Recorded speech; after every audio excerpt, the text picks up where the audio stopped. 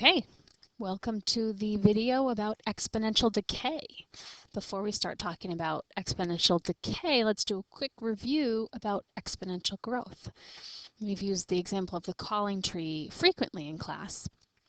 You can see here that we're starting with one club president, say, and that person's going to call two people, and then each of those people is going to call two people, and each of those people is going to call two people, and so on, so that the number of families that learn about a cancellation grows slowly at first, but then as more and more people are calling more and more people, it grows rapidly.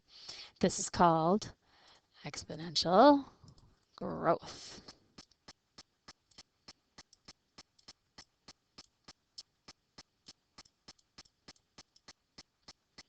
Anything that I write on the screen, you should write down in your notes. If we look at the graph of this, we start small with just one person knowing, and then two people know at the first stage. We're going to be here, and then at the second stage, 4 people know, and so it's going to be, whoops, sort of a nice curve, and pretty soon it's going to be way up high, okay? Little nicer curve than that, maybe. Okay. Today in class we looked at what happens when we drop a ball to the height of the ball. So here's just a little picture of that. This ball drops from a certain height. It rebounds up, but not quite all the way. Rebounds up again, but not quite all the way. And then as it gets lower, it's really, really low. Okay, this is an example of something we called exponential decay. Okay, exponential decay is when something starts high and decreases at a decreasing rate. Maybe we should write that.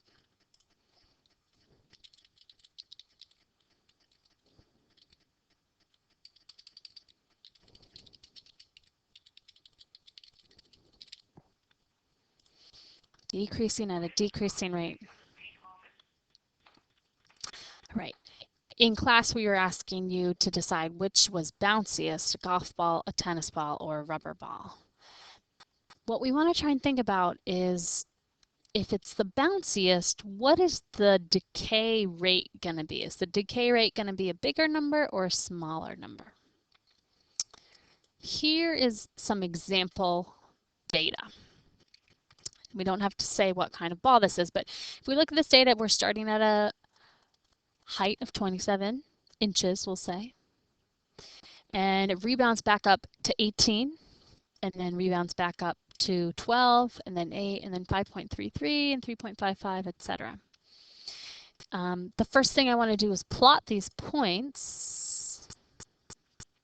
So if I do 0 and 27, that's going to be about here, and 1 and 18, 2 and 12, 3 and 8, 4 and 5.33. Make sure you're plotting these points too. 5 and 3.55, 6 and 2.37, maybe about there, 7 and 1.58.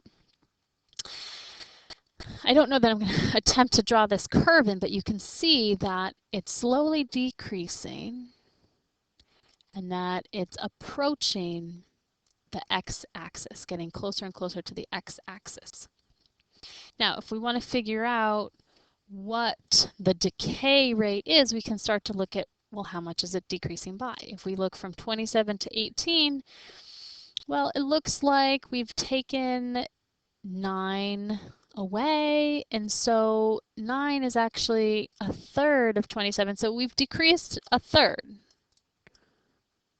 And then if we look again, 18 to 12, we've taken 6 away, and 6 is a third of 18, so again, we've taken away a third. Okay, if we look again, 8, that's 4, 4 of 12 is also a third. So it looks like we're taking a third of the height away each time.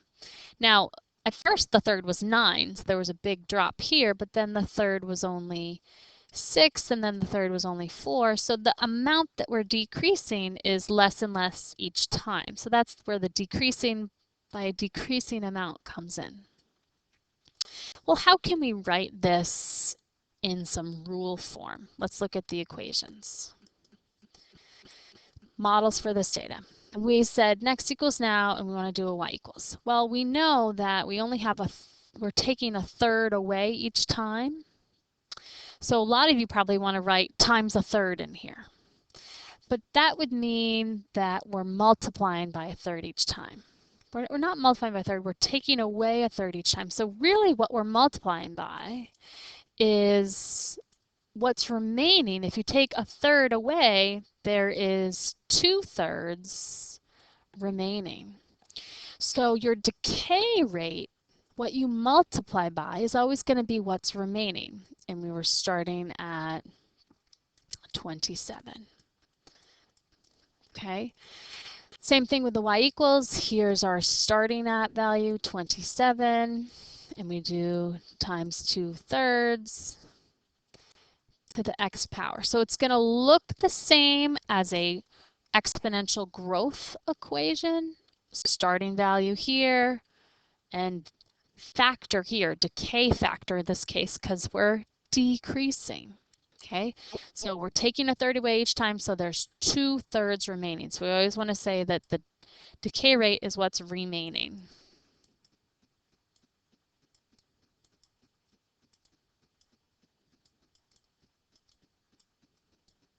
What's remaining?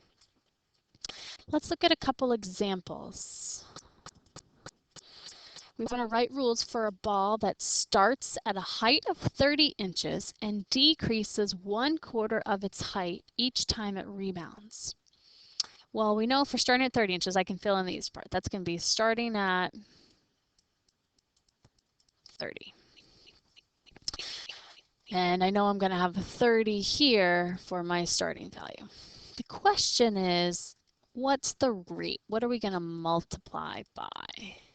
Well, if it decreases 1/4 of its height, what is the height that's remaining? Hopefully you're all saying in your head, 3/4. Okay, if you would choose to write that as next equals now times 0.75, because 3/4 is exactly equal to 0.75, starting at 30, then that's fine too. The decimal or the fraction is fine. So we're going to put our y equals in. It's going to be 3/4 to the x power. Okay. Let's look at the second example. It says write rules for a ball that starts at a height of 35 inches and decreases 60% of its height each time it rebounds. Well, same thing. Let's get our starting at 35. Here we can put our 35 in here because it's the starting at. Okay, now decreases 60%. So what's remaining? It sounds like that there's only 40% remaining. Remember, we're going to use it as a decimal, not as a percent. So we need to change the 40% to a decimal, 0.4. And if you want to include the zero, so you remind yourself that it's 40%, that's fine. So next equals now times only 40% remaining each time, starting at 35.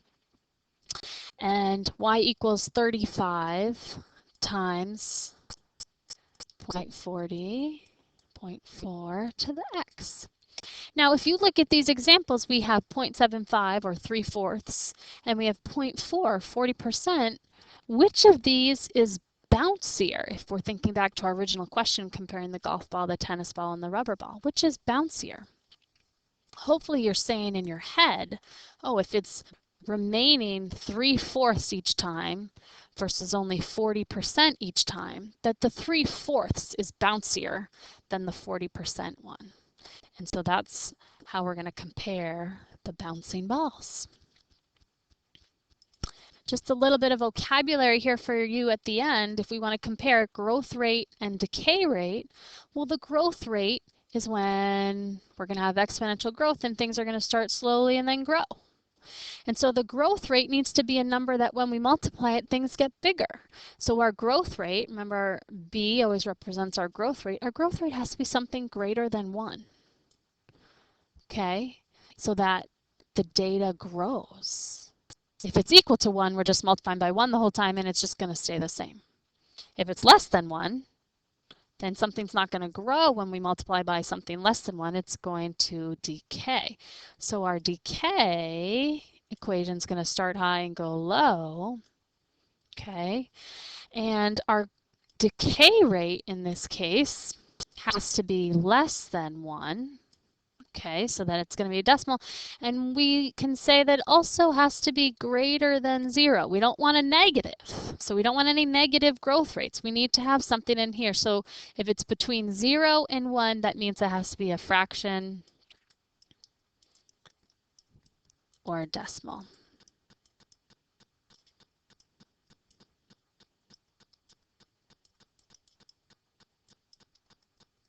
Okay, that's all we have for this video. Feel free to go back and look at it again if you have questions, or look at one of the other websites that we have linked to our classroom page to find more examples.